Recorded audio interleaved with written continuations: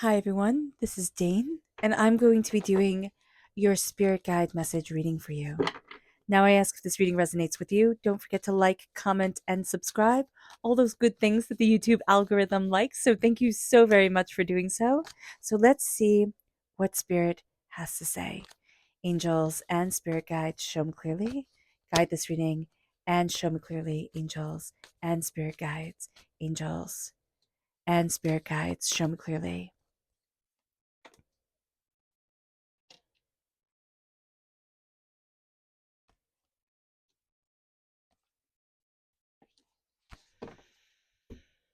Okay, so we are crowned with the tower. This has been coming up a lot in spirit message readings for us that we have been going through a tower time. This is a time in humanity in general, in our world, in our own individual world specifically, where we are experiencing a lot of change, upheaval, chaos, intensity. Now, the tower doesn't necessarily mean chaos. It means intense and powerful change. So that change can come when you get married, when you have children, when you move.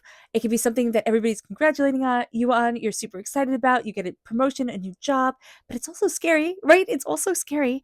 So here with the tower, we are having to adapt to certain situations. We're having to look at things and our emotions are running high, but old structures are falling down. And the age of Aquarius. Yeah. Okay, so I had to stop for a moment because that's so very true, right? We're moving into the age of Aquarius, or we've moved into the age of Aquarius. And so we're going to see things change quite profoundly. And so there's an intensity there to that. And we are going to see spiritual awakenings. We're going to see ourselves being like almost forced to move in directions that we hadn't anticipated for ourselves. We didn't think of before.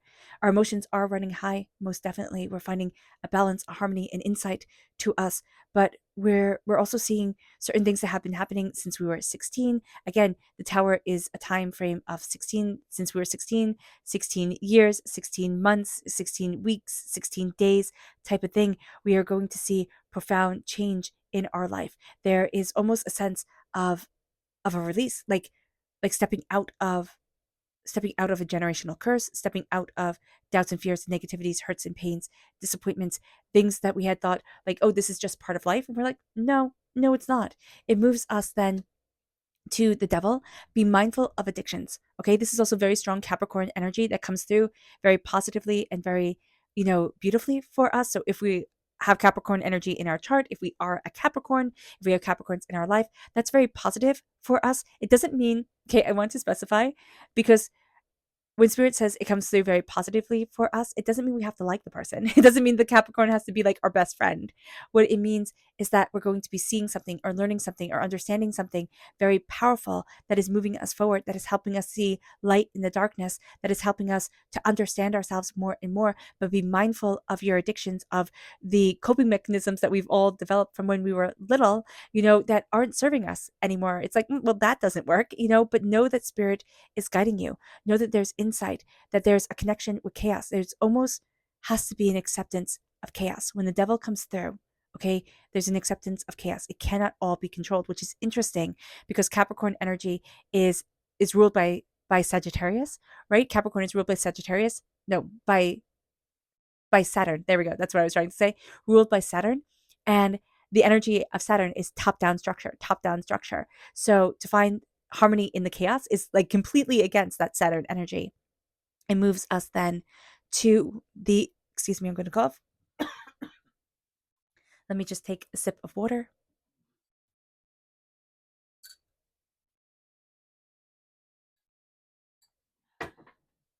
It moves us to the Nine of Swords. And the Nine of Swords is worry and doubt and fear. That can be also part of what we're addicted to, worry and doubt and fear, and just, being overwhelmed, feeling overwhelmed, not knowing how to stop a vicious cycle. It moves us then to the Five of Swords reverse. We are going to be seeing ourselves in a situation that we have been in before. We then revert back to the person that we once were, once upon a time. We're not that person anymore. And so here with the Five of Swords, we need to release. Like we need to release thinking, I am that person, I am that way. And we need to say, but I have learned so much and I have come so far and I am so much more than I expected of me. The 5 of Swords reverse is interesting. 5 is a freedom number. We're having some fears around freedom that's coming forward in our lives, a way of moving forward in freedom. The 5 of Swords and the 5 of Wands. Here, the 5 of Wands is letting go of pettiness. This is fighting. This is something that starts off as playful. It's kind of like, when little kids play, or when kids play and, they're play fighting, and then somebody gets hurt and then they hit the person with the stick really hard. And then all of a sudden it's a fight. That's the energy here. It's like, it starts off, as fun, and then somebody gets hurt. So here with the 5 of Wands, be very mindful of manipulation, be very mindful of people wanting to pull you into their gossip, into their fights, into their, whatever. You just don't need it. Then we have the Empress reversed. Now, the Empress is the Eternal Mother card. So it can be that we are having some difficulty around mother imagery, around, beware of the mother in our life, or just even around, it can be, this is true for somebody, this is not true for everybody. I have to preference it that way because it can be kind of upsetting to other people.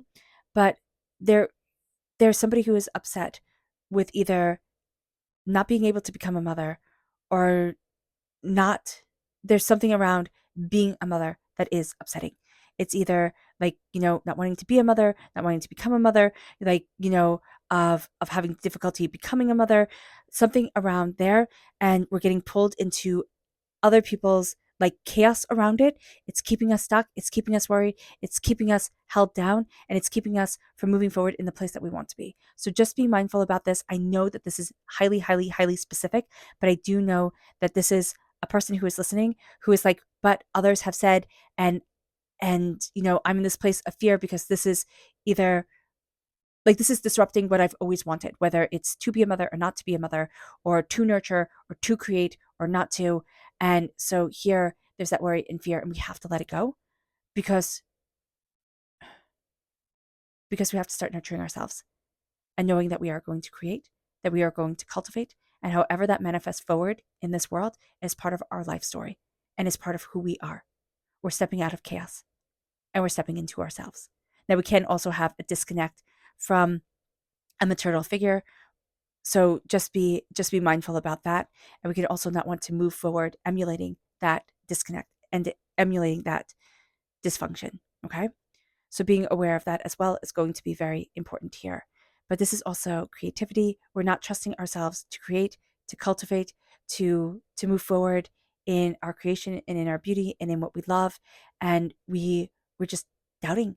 We're doubting our ability to naturally create. It's not, create life. It's not having to do with being a mother. It's saying our ability to create as a human being. We're sitting there, and I laugh because it's almost like, oh, I don't get to create. And it's like, but you create every single day. You create every single moment when you open your eyes. Stop and see it. Stop and see your creation and your beauty, because that is going to be extraordinary. So let's see what Spirit has to say. And if you're interested in entering to receive a free reading, put a shamrock in the comment box below. A person will be chosen at random and announced on Sunday. So good luck to everyone. And put on the bell notification, because the announcement is going to come in a separate video and you don't want to miss that. So put on the bell notification if you want to. Angels and spirit guides, show me clearly. Guide this reading. This is luminous. We're not letting ourselves shine. There's also a disconnect from our heart chakra, from what we love. So just being aware of that is going to be a very important thing. Our our chakra message, angels and spirit guides, show me clearly. Guide this reading. Is grounding. That has been coming up a lot. Grounding in the upright position, grounding reverse. So just being mindful of this. We can feel untethered for one reason or another. We don't have our roots. Now, our roots can be our family. Our roots can be, ourselves and our place in this world. But we're not having our roots. We're not feeling tethered. We're not feeling grounded. We're feeling like we're just kind of like floating in midair.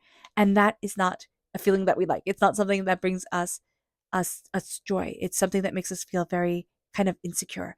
So do be mindful about this. With the Earth Star chakra located 6 inches below our feet, we need to visualize ourselves being grounded, visualize ourselves stepping into the energy that we want, stepping into the power that we want in our lives, and the energy to be mindful of. Angels and spirit guides, show me clearly. Guide this reading and show me clearly, angels and spirit guides. Is the Eight of Swords. Yeah, we're way too much in our own head, guys. Like, we are overthinking, we are overanalyzing, we are, rethinking, reanalyzing. We're not giving ourselves a voice, and we're believing what everybody tells us, which is if you make a wrong step, you're just going to be shredded right by the swords. And that's not the case. She can walk out. There's a path right here, but because she's blindfolded, because she can't feel her way forward, her arms are tied behind her back, she can't see the path that lies before her. So when we get too much in our own mind, when we start to overthink and overanalyze and over research and listen to too many people, we forget our path. They're not walking our path. They're walking their path. And that's good for them. They're not walking ours. So it is time to get out of our own head and to realize that we are transforming, that we are going through a time of a spiritual awakening. We are going through a time of a world awakening. Okay? And we are doubting our ability to take care of that. That's why that's coming through so strongly. Like, what was I just reading? That we have more plastic on this earth than we have animals? That's insane. That's bad too. So here, like, how do we take care of? How do we nurture? This can also be Mother Earth and our ability to create and cultivate with it. How do we nurture? How do we not fall into the pettiness of humanity, of beings? How do we break the cycle and connect with the chaos of existence, the chaos of life, but also the healing of life? The Empress energy is also the healing, the connection, the coming back to center. And we're worried. We're overwhelmed. We can be worried about everything because we are awakening. We are seeing so much more than we have seen before. And as we awaken, we gain an understanding. And as we awaken, we slowly step into ourselves. And as we awaken, we awaken again and again, and we go deeper and we go deeper. We find our way forward because we find our voice, because we see ourselves, because we don't stay in what was comfortable. We evolve into what is extraordinary, and we become extraordinary people. And this is going to be a time where we're releasing pettiness. We have a hard time seeing ourselves as extraordinary, so just note that. Like, we see ourselves in a certain place where we were frozen, not probably, but with worry, with fear, with doubt. And we're always going to kind of like go back to that place where we were unsure until we can finally break that mold and start to say, wow, look at how far I've come. Look at how powerful I am. Look at me. And that becomes the game changer, right? Our addictions, our doubts, our fears, our chaos, it's going to come up. But this is time to make friends with the fact that life is unknown. And it always will be. And now it's time to heal and connect. Now it's time to see ourselves, the light in the darkness, the beauty in our souls. It moves us to our subconscious spirit message. This is abundance reversed. We are not seeing ourselves as abundant, and it's now time to start seeing ourselves as abundant. It's time to stop listening to everybody else's story, everybody else's woes, and even our own stories, our own woes, and start to say, I'm so much more than I ever imagined I could be. And it brings us then to our subconscious chakra message, and we connect with our inner child. That is also a very important thing, and something that has been coming up a lot lately in the spirit messages, that we need to connect with our inner child, that we need to connect with our heart chakra. We need to open ourselves up to what we love. And as we connect with that inner child, as we hold the hands, as we see our fears and our grief and our joys and our amazingness of transformation. People call it aging. I call it transformation. We get to see ourselves becoming so much more than we ever imagined we could be. And it brings us then to our subconscious energy to be mindful of. Be mindful that, certain horizons, certain paths, certain ways forward, that we might have thought of when we were little are close to us, right? It's like, okay, fine, I will never be an astronaut. Okay, fine, I will never, XYZ. But I am hopelessly and powerfully in love with me. And it brings us to our subconscious tarot message. And it's not about the outer universe. It's not about being in the middle of the world. It is about connecting with the universe within. It is about the soul's universe opening up to us and us starting to see that there's an infinite possibility for us, that there is so much more to us than we had ever imagined there could be. And it all lives within the small universe, within our souls, within ourselves. And it's opening up the door in a way that we could never have imagined it could be. And we start to fall in love with our lives. We start to fall in love with ourselves.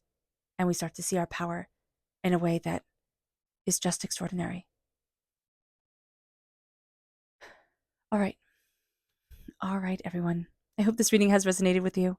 I wish you nothing but light, love, peace, and happiness. May harmony always be with you. I am sending loving, healing energy to each and every one of you. I love you all, and stay safe. Let's end this reading with a meditation, a clearing away of, the inner child and mother energy coming forward, healing each other. That both bathed in green. That is extraordinary. That is extraordinary. There's a profound healing that's coming forward here.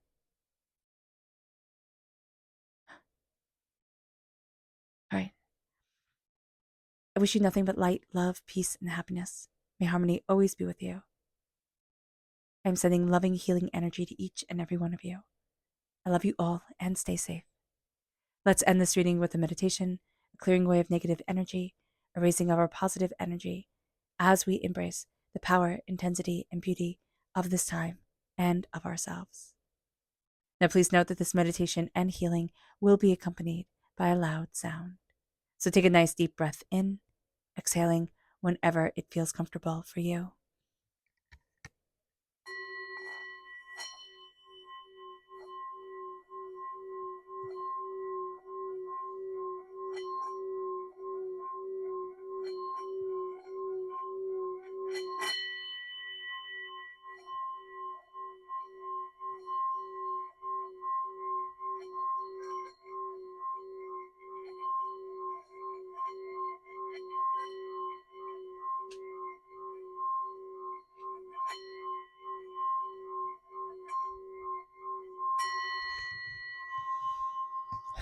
May you move forward in peace and in harmony. May blessings and prosperity always be with you. I love you all. God bless. Bye.